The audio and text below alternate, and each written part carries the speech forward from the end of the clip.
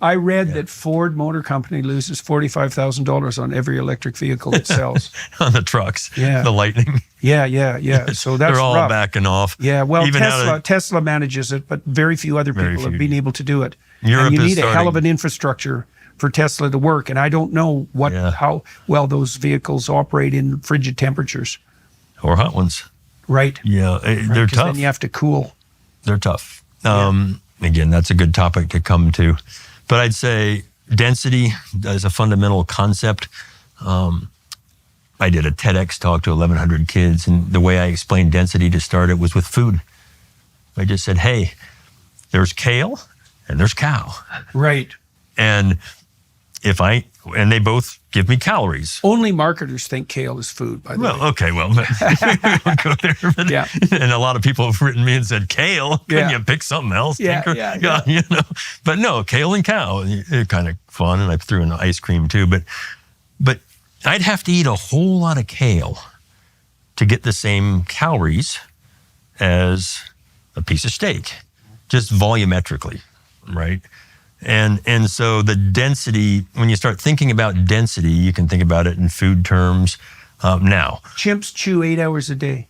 Yeah, cows chew forever. Right, exactly. And multiple times with multiple stomachs, right? Right. Because their food is not dense. Right. They do a lot of the work for us, cows. Right. Now, I happen to think, at least for my body, a mixture of food inputs isn't a bad thing. Okay, I don't have allergies, I'm good. Mm-hmm. So I have vegetables, I have some fruits, I eat meat for sure, and other things, and it's a diverse diet. Think about that like energy. So in density terms, we come back to energy. Energy per unit weight.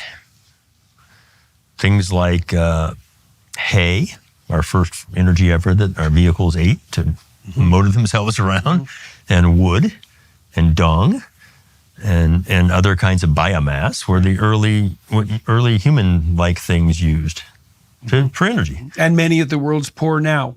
And still do. We are consuming more of those things than we ever have still, which is ironic. There are more people. Yep. So not percentage-wise, but in actual consumption in units, more of those.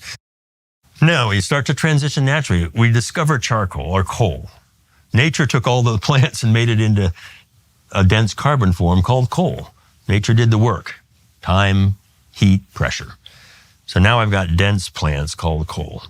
And in 1804, the very first commercial steam engine for a train in Wales took its first journey, 1804. And there were 1 billion people in the world in 1804. We'd grown from 110 million in 1000 BC. It was a perfect census back then, we know. They counted them all. 110 million to 1 billion in those thousands of years. And then we went from 1 billion people to 8.3 billion people in a couple hundred years. The hydrocarbon age kicked off. Coal, then oil, again, carbon and hydrogen, natural gas, mostly methane, or mostly hydrogen and methane.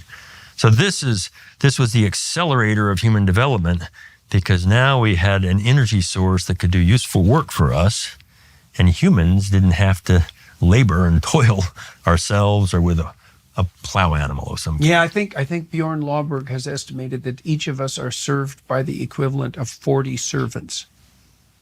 At least, in the rich world. Yeah, in the rich world. So so think about density. We gone from that. Coal is denser by weight. Oil, denser still. Natural gas by weight, denser still. And then the magic uranium and thorium, right, radioactive elements come along, and they have a density per unit weight 1 million times more than wood. Right. A million. 1 million times. 1 million times. Yeah. So all a nuclear reactor does when you put, I say all, you put little uranium pellets, they're about 1 centimeter tall. I've held them, that wide, stuff them into these fuel rods. Yeah. You activate them, basically you split those things, fission, and that creates a bunch of heat. And those are sitting in a pool of water. The water starts to boil, make steam, turn a turbine, run a generator. Right. It's just a different source of heat than burning coal or burning natural gas or burning oil to make electricity. Different source of heat. Right. And by the way, the sun at the towers, that's heat too. All that's doing is boiling water with a bunch of mirrors. So along comes uranium and thorium and nuclear, and this changes things. We can do a tremendous amount of work. I'll give the listeners a feel for that density. In that little uranium pellet, there's enough energy contained in there to the equivalent energy to drive my car from New York to LA back to Dallas. One pellet. Mm-hmm. Think of the gasoline that would take. A lot. And gasoline's very dense. So you start to extrapolate, this is the energy density. Certain forms of energy just won the physics game. Mm-hmm. Uranium and natural gas, basically.